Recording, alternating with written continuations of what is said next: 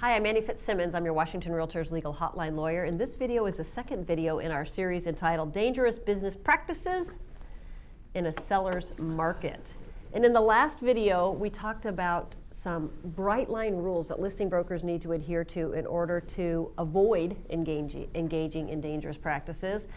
In this video, we're going to focus on buyer brokers or selling brokers and some of the dangerous practices we've seen, and we're going to conclude with some bright line rules for buyer brokers to avoid finding themselves in a bad spot with the buyers they represent. And I got to tell you, buyer brokers, I see a lot of really scary offers that you draft where buyers give away the farm to buy seller's property. And as the hotline lawyer, that's a scary offer for me to read on your behalf. Annie, if I could interrupt you for a second, I don't know if you can fully appreciate or realize from not being in the field on a daily basis just how bad it is for buyers out there right now. Buyers are desperate. They're willing to do just about anything they can to get a home, including giving away their firstborn. They're making offers and missing out on deal after deal after deal.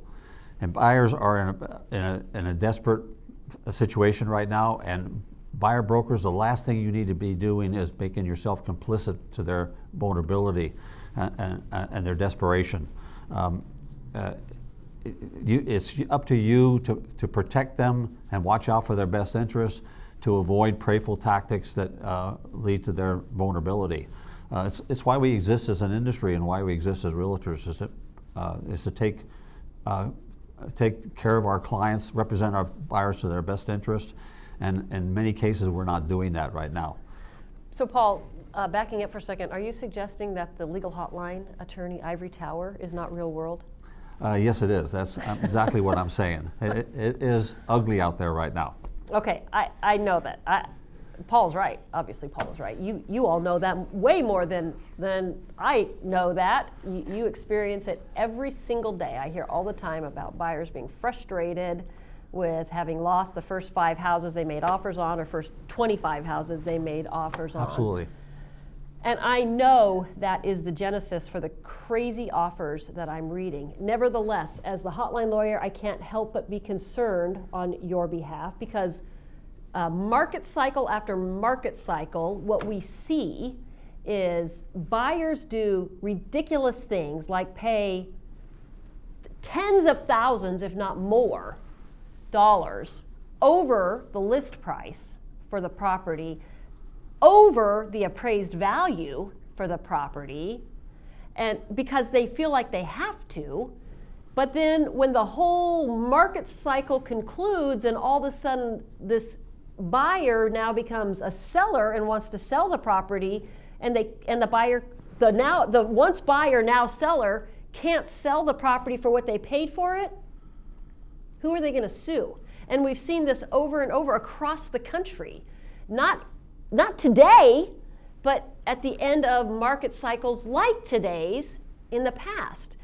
And so really what Paul's in my message to you today is not that you're going to stop your buyer from making what I, as a hotline lawyer, might say is a really ridiculous or risky offer, but instead you're going to protect yourself and your firm from a lawsuit that may unfold after your buyer is the successful buyer, after they close this transaction, and then they regret the purchase because they now learn something about the condition of the property, or they now need to sell it and it's not worth what they paid for it, those kind of things. And the best way to do that for buyer brokers is to sit down with your buyers and explain to them the risks and the rewards associated with various things that the seller or the listing broker is asking or requesting them to do.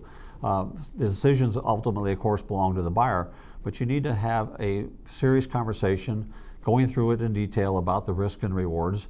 And if the buyer elects to not take your advice, make sure you document that and have it in writing to protect yourself. Because as Andy says, down the road, it could be payday. Payday for the buyer. Payday for the buyer. You're writing the paycheck. I agree with Paul, and I'm going to add one thing to it. Not only are you making sure that the buyer has sign something evidencing the fact that they want the offer terms that you just set forth in the offer that's been prepared. But in conformity with your agency law duty, I also need to see in writing that you have advised this buyer to seek the advice of an expert in areas that exceed the scope of your expertise. And as we look at the terms of the offer, that could be any number of things. It could be a ridiculously short closing date. Maybe they need to talk to an escrow officer about whether or not that closing date is even conceivable. Maybe it's a waiver of inspections and they need to talk to an inspector or a pest inspector. Your agency law duty is very broad, to advise your client to seek the advice of an expert in areas that exceed the scope of your expertise. So if the terms are crazy, maybe you need to advise them to talk to a lawyer. If the purchase price is crazy, maybe you need to advise them to talk to an appraiser. Whatever advice is relevant to the offer terms they're making, your advice should be communicated in a way that's understandable to the buyer, but then proof of that conversation documented in writing, provably delivered to the buyer, and proof of the communication and the delivery of the communication retained in your firm's transaction folder. And the best way to do that is just look the buyer in the eye and say, this is not in your best interest to do what the seller or listing broker is requesting, and here's why, and explain the differences or the circumstances to them. And if they still don't agree with you or want to go that route, then I would encourage them to seek legal advice and don't take your opinion for it. And if they still don't want to do that, then at least get a documentation. But again, buyers are desperate right now, and they are willing to do just about anything and listen to just about anything. So sometimes buyer brokers aren't always successful in accomplishing that. But you have a duty to tell them this is not in your best interest. I advise you to do this or that. And if you don't want to take my advice, seek legal advice.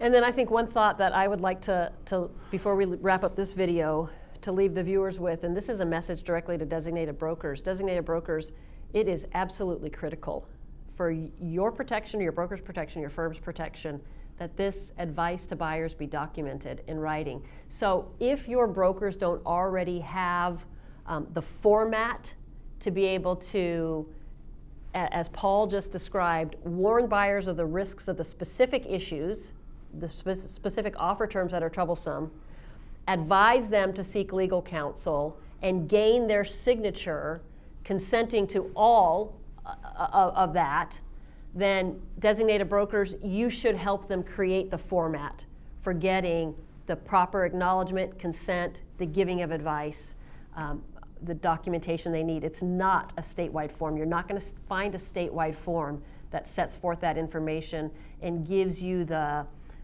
proper paperwork to collect the buyer's signature on that issue. Correct. Absolutely. Yeah. Anything else to buyer brokers before we head into specific issues?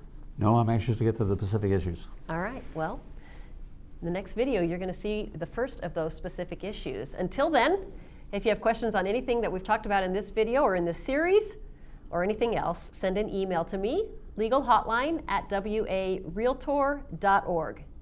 Thank you for being a Washington REALTORS member.